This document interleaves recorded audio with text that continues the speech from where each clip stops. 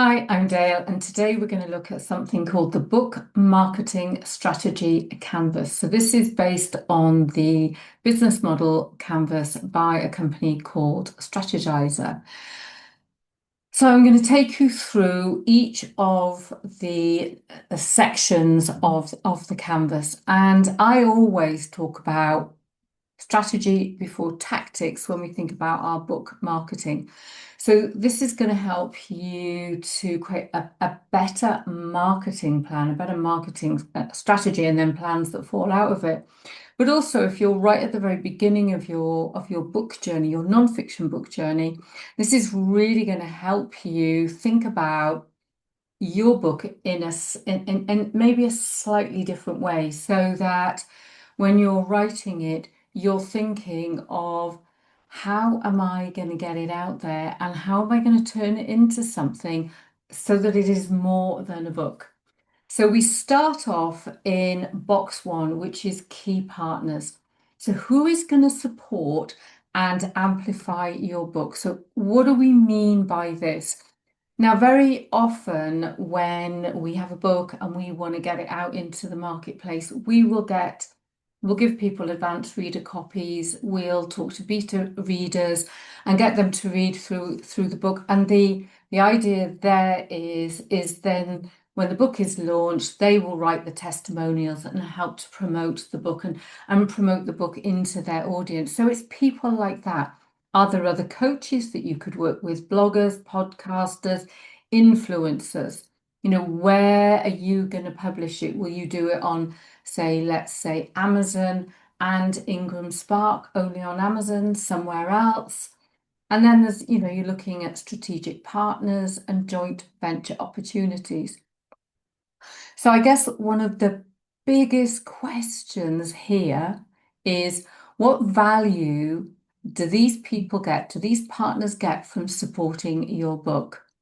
So that's just one question that we could ask in this area.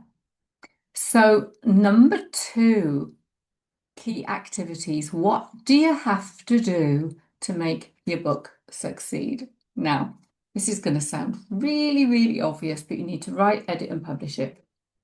And then you need to build and nurture your author platform, market and promote. But we're not going to do that until we've looked at the big picture. But you can think of socials, podcasts, YouTube, PR, your email list, things like that. And then how do you engage people? So you've got your advanced reader copy groups, for example. There might be workshops that you run, events that you go to and present at. And then how do you repurpose your book and monetize it? Workshops, memberships, courses, coaching, retreats. The list is endless. And the key here is literally this is just about brainstorming. Get the stuff out of your head. So you've got activities that are time sensitive, such as your launch. And then you've got other activities that, you can't be all things to all men and you can't get everything out all in one go. So you have to think about, how am I going to flow this out over the next 6 months, 12 months, 18 months, whatever. So, and in doing that, what other ongoing activities do you have to consider? Which are the things that are going to be, let's say, a loss leader, and which are the things that you will definitely make some money out of? Because what we have to remember is our book is not just a product. It is something that is going to help us build an ecosystem, if that's the route that you want to go down to. So it's not just a book. It's a book that brings everything together and then lets you expand and launch lots and lots of other things that really help to build this greater picture out of your book. Then we've got the box that says value proposition. Why should people care about your book? So, of course, when you sit down to write your book, you think about that ideal reader and you think about, what is this journey I'm taking them on? What is the outcome, the transformation? What solutions am I offering? What kind of inspiration? Well, what are those things? And when you know what it is your book is here to deliver, I mean, I've had amazing ideas about books that I want to write, and I haven't often thought about what would I do with those books. I just wanted to write them. And then there's books like Words from the Wild, which is part memoir and part self-help. And I just knew intuitively that this book was going to help women go from betrayal to becoming and all the elements and aspects in between. And when I sat down to plan it and then subsequently wrote it, I was always thinking about what's someone going to get out of this? Why would they want to read it? How could I inspire them to go on a journey, go through this process, be in that messy middle? And when you really truly understand that, so like I've said, you've got books that you go, yeah, I want to write them, but beyond that, it's like, well, it's a nice to have. And then you've got those books that are they come from your heart and soul. These things position you as a trusted expert, as a storyteller, as somebody that other people want to connect with. And then it's not just about they want to read your book, they want to work with you, they want to be with you, they want to invite you to speak. And then think about what else could you do with your book. So when I think about my book, every chapter has a theme. And out of that theme, I could write blogs, talks, podcasts, videos. I can run workshops and all sorts of things. So there's that ongoing content. And when you have that ongoing content and it connects with people and it inspires them, they're going to care about you, your book, and all the other things that you offer. So your book is a business seed. It creates income, impact, authority, and legacy. So think about what emotional or intellectual transformation does your book offer? It's such a big question. It's like, where do I even start? How is your book different from other books in your niche? Now, yes, you could go off and read other books and research them or whatever, but instinctively, intuitively, just think about how is your book different? And then we have box 4, which is customer relationships. So how will you connect with your readers and your audience? So the core elements of this are attract, nurture, engage, and retain. Obvious things in the attraction, things like lead magnets and free workshops. So with my book, Words from the Wild, I have a 1-hour free workshop for anyone who buys the book, and it's called From Betrayal to Becoming. Then the nurture, things like, once people have gone into that top of the funnel, email newsletters, blogs, podcasts, social media, videos, all that sort of thing. Engage. So you might do Q&A sessions, you might build a community and a membership and run interactive events, live masterclasses and stuff like that. So retain. That's when we start to build bigger group programs, courses, masterminds, and coaching. So we kind of step through things. So we've got the book, and then we're drawing people in and we're taking them on a journey.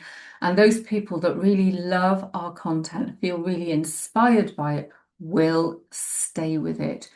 So just have a think about what that funnel might look like, what's going to go in the top and what goes in at each of those stages. Then the next thing is box number 5, which is customer segments. Who are you writing for and selling to? So you've got that primary audience, that ideal reader, that person when you're writing the book, You have that picture of them in your mind. So who is that person? Then the secondary, so that's the wider audience. So who do you think is going to benefit from what you've written, what you do? And then there's outside of that our tertiary audience. So there's influencers, media, professionals, and they're the people when we come back again to who can amplify our book. Who are those people? So who are we writing it for? So, literally when we're writing it, we write it for that ideal reader, but we want to widen that perspective. Who else is going to be interested? And who else is going to be interested? So when you think about each of those segments, do they have any pain points or desires? And thinking about those segments, how do they each like to consume content? And then you need to think about your messaging. So we can go deeper and deeper and deeper when we think about each of those three core elements in that section. And then we've got our key resources. Now, seriously, no man is an island, or no woman is an island. So when you're writing, publishing a book and building that ecosystem, you're going to need tools and skills and different kinds of support. You might need a creative team, you might need a proofreader, a book cover designer, an editor, you might need a book coach. There are all kinds of people that are going to help you get your book ready so that you can present it out into the world.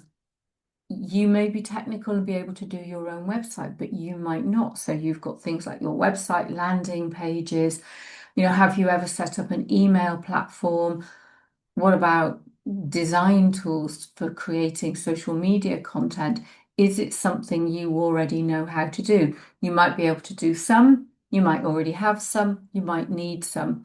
Who are your community? Well, there's the advanced readers, there's the beta readers, and then there's any ambassadors, people who want to work with you and your brand.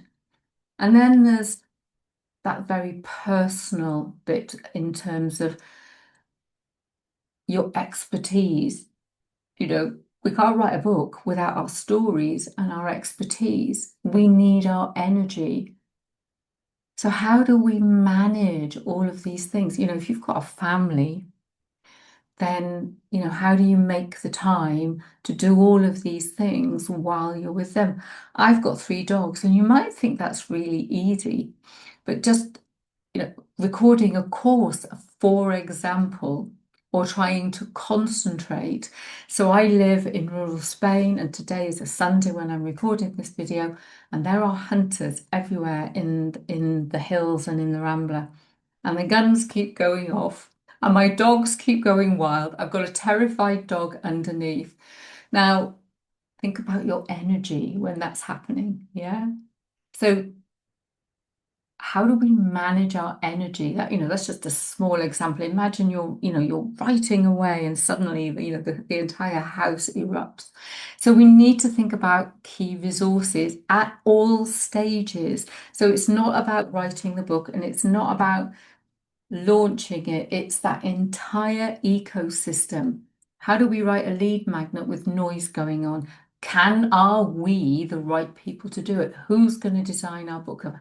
There is so many things to think about, but I'm just going to invite you to think about what resources are essential and what resources are nice to have, and then think about the budget that you would allocate to each of those, and then think about how will you source the things that you need. So you can put yourself against some of them and external against some of the other things.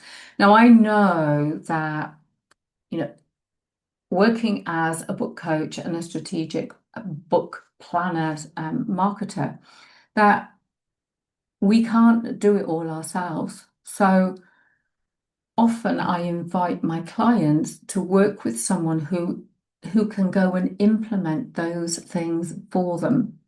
So you might be able to do it.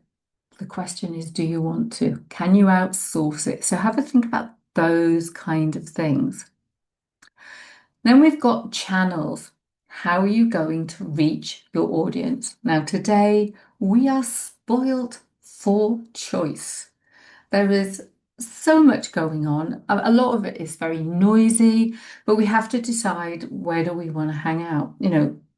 Most likely we'll have a website, we'll have a blog, we'll have the lead magnets. So that's one way of reaching them. But unless people come to our website, they're not going to find them. So we need to be on socials. Where do your readers hang out? Yeah. Where are the people who are going to read your book, consume your content, come on your courses, join your masterminds, etc.? Where do they hang out? What about speaking engagements, workshops, podcasts, guest blogs, your email list? I'm guessing by now you can see how a lot of these boxes are connected, but it's worth looking at each of them in isolation and then coming back and looking at them at the big picture and making all of those connections. So when you think about each of your customer segments, which channels are most effective for them? What content formats work best on each channel? And how are you going to track engagement and conversions? Now that's an interesting one because not everyone engages with your content and comes to talk to you. And there are often people who watch a video, won't do anything, but will get hold of you and want to work with you. So think about how you're going to work out whether it's worth your while doing something. Cost structure is our next section. So what will it cost to deliver and market your book? I think a lot of people underestimate how much it's going to cost. So, we're very lucky these days, love or hate AI. It could help you brainstorm your book, create your book outline. You obviously need to go and write it. In terms of editing, I use Grammarly inside Microsoft Word, so that's an AI thing that stops and nags me and tells me that it doesn't like what I've written, but it does at least stop me. So, that all of those things cost money. And if you chose not to use AI, are you going to do it? Do you have the skills to do it? Do you need a book coach? Do you need someone to design the interior of your book, cover design? Who's going to help you with proofreading? And then once you have that whole strategic marketing plan, who's going to do your things? Who's going to do your PR, your graphics, your launch event? Who's going to do that? Who's going to help you with your Canva, your email? What about scheduling apps, Zoom? All of those things cost money. So how are you going to do that? What about at the very beginning when you're launching your book and you're giving advanced reader copies? Now, I know that we do that digitally, I can't speak, but you might want to give people a gift. I'm going to be running free workshops. So that's my way of helping people understand the content. How are you going to do it? And then you need to think about your fixed versus your variable costs. What's your break-even point? How are you going to manage unexpected expenses? So I know a lot of people think, I really don't want to think about this stuff. Get yourself a spreadsheet and start putting that stuff in because it's going to help you understand what the cost is versus the return. Now, of course, what we know is that often we write the book as the loss leader because the book is the calling card.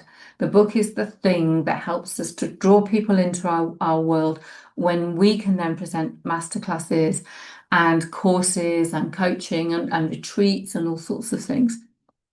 So, go and get the old spreadsheet out and start playing with it. And then there's revenue streams. How will your book generate income? Now, depending on your book launch strategy and your overall book strategy, you will get book sales. I don't know how much you're going to make. It's a very competitive market.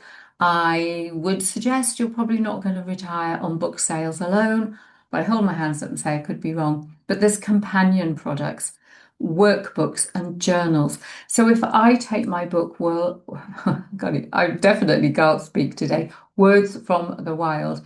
Every single chapter could become an expanded ebook. And I could make journals out of all of those things. So I can create companion products, speaking engagements, online courses, live group mentoring, coaching, consulting, retreats, masterminds. And like I say, you cannot do all of those things all in one go. But you can think about them, you can plan for it. And again, if you love a spreadsheet, you could put things in a spreadsheet, or you could get Asana and do some project management, or you can get some good old post-it notes and do a timeline on your wall.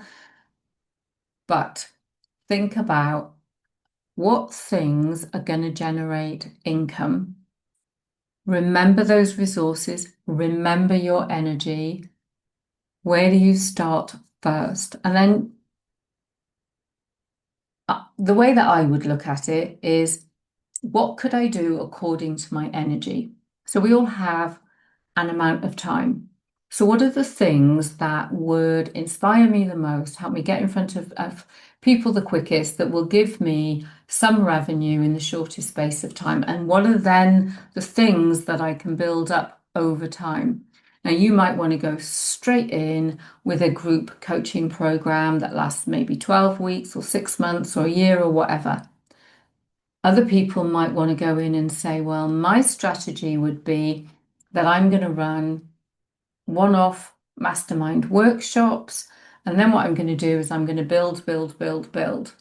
So take each of the products, think about the pricing strategy, think about how you're going to upsell or cross-sell, think about what kind of passive income opportunities might exist. So I have a long-term strategy on a particular training platform. So when I make courses, some of my courses will go onto that platform as an example. So over time, that revenue will build up. But I also have courses on my own platform that are different to the other platforms, slightly different. But you want to think about where do your readers, or where do the people who know about you go to consume content? Yeah. And think about that energy in creating all of that stuff. Think about how you can diversify your revenue over time. Think about the revenue streams that are going to give you the highest profit margins, but also think about, like I've talked about, this training platform that are going to continue to give you passive income in the background over time. There is so many things, again, to think about, but all of these things all link together. And I think my best advice is to look at the canvas. You can sign up for it on my website, is to look at it and just step back. You don't need to answer all of the boxes, but you can go to each of the boxes and scribble just whatever first comes into your head. And then you can step back and take each box in turn, and then you will come out with a very beautiful strategic plan. So if this is something that you think, that would really help me produce a better book and be able to build a book ecosystem, then head to my website and you will find this particular canvas. You can download it and you can have a play with it. And then there are other workshops and things that you can join. Comment below, ask me any questions. I'd be delighted to answer. And don't forget to subscribe and hit the bell.